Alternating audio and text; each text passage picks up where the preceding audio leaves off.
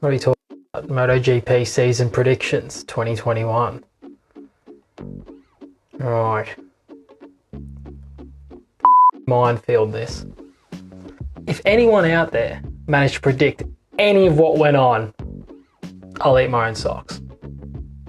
It's near impossible. If anyone, as much as even just picking Joan Mir to win the world title, I mean, I could imagine you going for Rins maybe if you thought Suzuki was going to be good. Mir was from left field, right? I mean, you have to be a real visionary to have nailed that on. It's near impossible to predict anything that's going to happen in MotoGP. So on that, here are my predictions for the 2021 MotoGP season.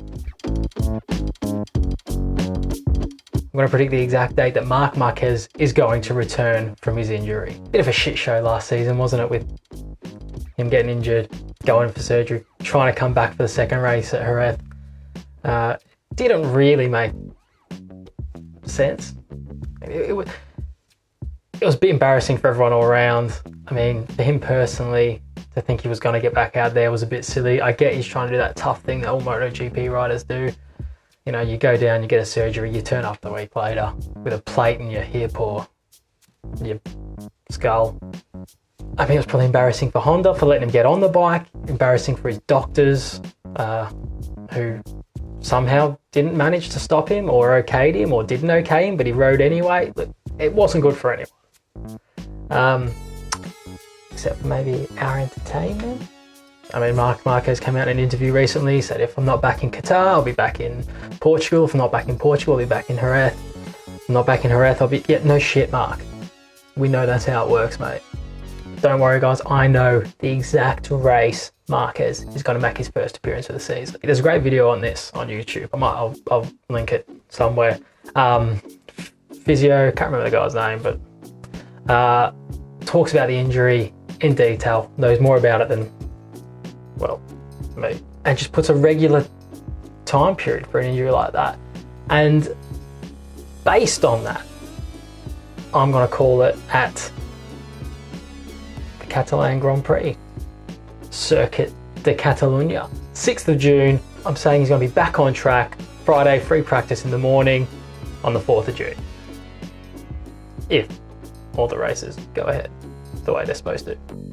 And it is when it's supposed to be. So you heard it here first, everyone. Officially coming back, 6th of June, Catalan Grand Prix. No doubt. That's it. I'm right. I look like a right twat now when he turns up in Doha. I'm saying the king, the GOAT, the best there was, the best there is, the best there ever will be, Valentino Rossi. I think he's going to get his last podium as a MotoGP rider at the best circuit on the calendar, Phillip Island. Now, I'm not saying that's going to be his only podium of the season. It'll just be his last. And probably his only one, yeah. And then, for the end of the season, he'll retire. I think this is one last go for him. I think Yamaha will be better. They had the valve issue last season. I think the bike will be better. I think they'll probably get some better results than they got last season.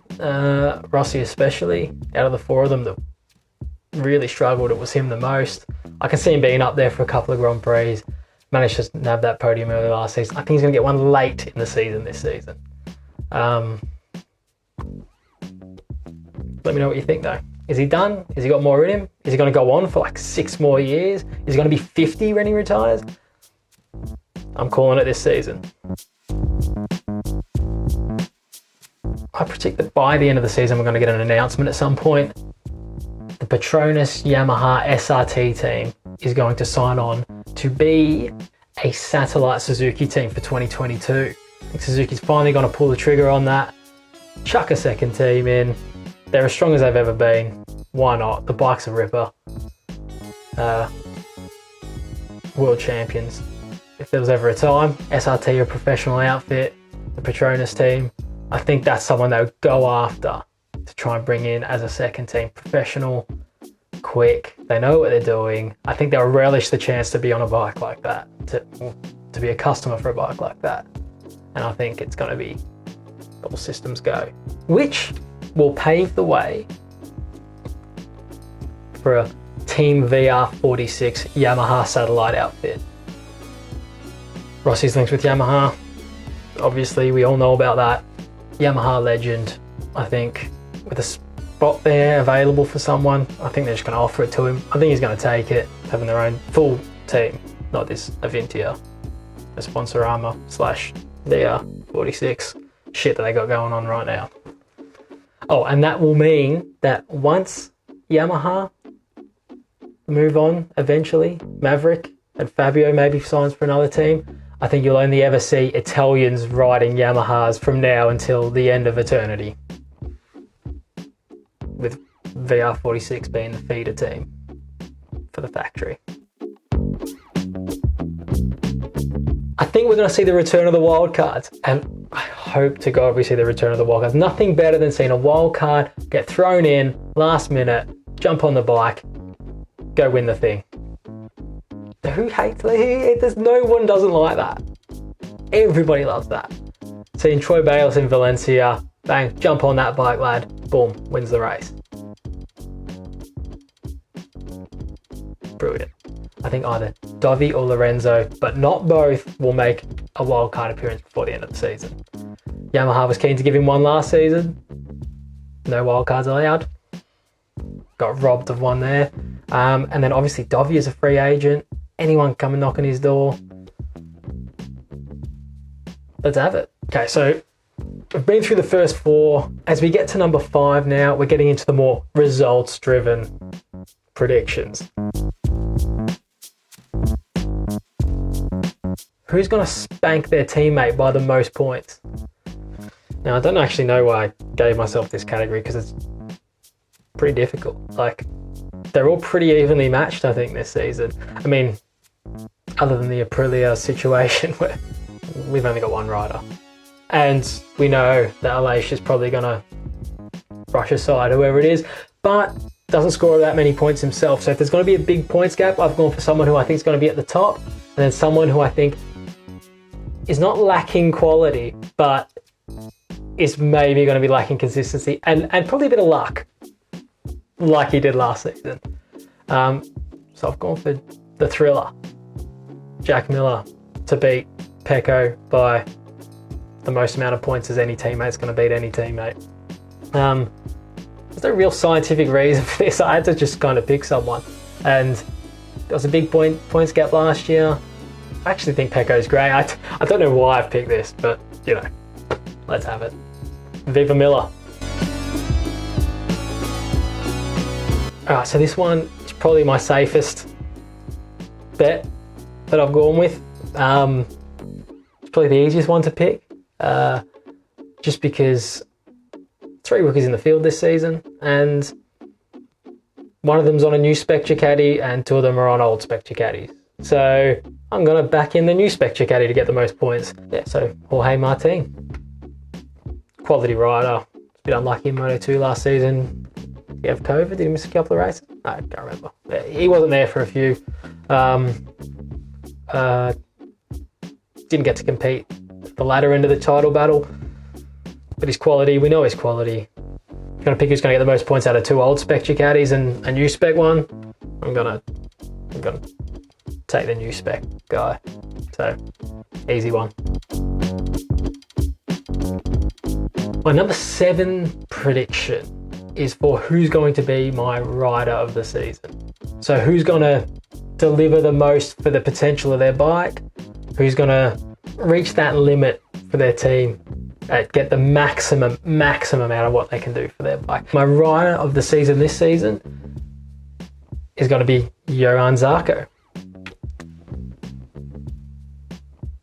Hear me out. I think we're getting Yamaha Johan back. I didn't forget how good he was there. Like, remember how much we rated Fabio and Frankie Morbidelli last season? Doing that on the second Yamahas, or in the satellite Yamaha team, just a few years ago. That was Johan. Yamaha Johan. I think he's back, but like, not the Yamaha bit, like a Ducati one. I think he's going to have a similar season to what Miller had last year. I think he's going to lead that team. He's going to be fast. He showed glimpses last season. I think he's fully back now. Put him in a proper team. He's not just an afterthought. Get him on a new spec bike. I think he's going to go close to a top 5 finish in the championship. But not quite, but just a bit close. He's not going to, not going to win everything, but he's almost going to get there. Okay, for my last 3 predictions, these are all my world champions across the 3 main classes. We'll talk on Moto 3, Moto 2, MotoGP world champion. Who are they going to be? So my number 8 prediction for Moto 3 world champion, John McPhee. Look, it's not that I particularly rate him that much. I mean, he's quick enough, he's good enough, he wins races.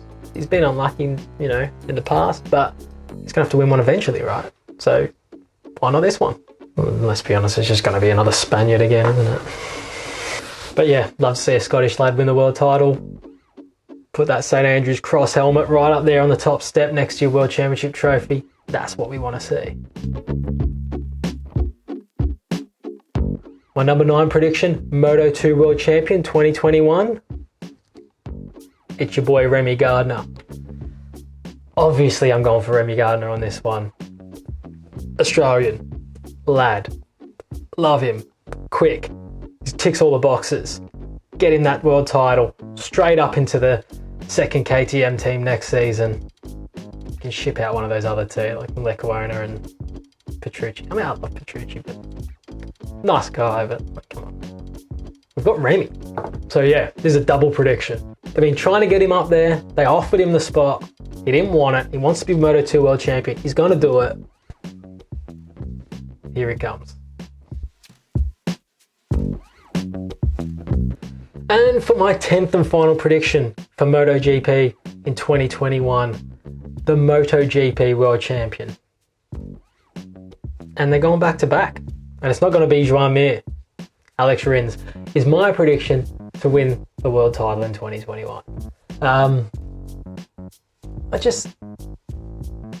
the only one that still just thinks he's the better of the 2? I mean, without those couple of races he missed at the start of the season, it wasn't that far off in the end. Mir was excellent. I mean, we can't talk down what he achieved, but just think full season, he knows now he's on a bike that can win the world title. He's the team leader, really, the more experienced one. I think he's gonna, these top guys, they can smell blood. I think he can smell it. He knows he's on the best bike. He knows he's on the bike that's the most consistent. If he just brings it home every week, does a Mir, but has that little bit of extra pace to go and win the extra 1 or 2 races that Mir doesn't win, world title. Back to back for Suzuki. All right, guys, that's my 2021 predictions. I'm sure that within about 2 months, about 75% of these are going to be already wrong, but have a crack. I'm going to leave up my predictions for who I think is going to be the top 5 in the championship at the end of the season on your screen, somewhere, and let me know what you think. Who's your top 5 for the season? Do you think any of those things I said are going to come to pass? What are the out there things that you think are going to come to pass? Have I missed anything? Let me know downstairs in the comments. We're a brand new channel, guys. We're trying to get off the ground. There's not enough MotoGP content on YouTube. There's so much stuff for the F1 guys, so much of this kind of content. And if you want to see more of this for MotoGP, you're going to have to hit subscribe, chuck us a like, tickle the red button down there. And hopefully we can get a bit more content out in the coming months. MotoGP season building up. Show us some love and we'll be back. See you next time. Peace.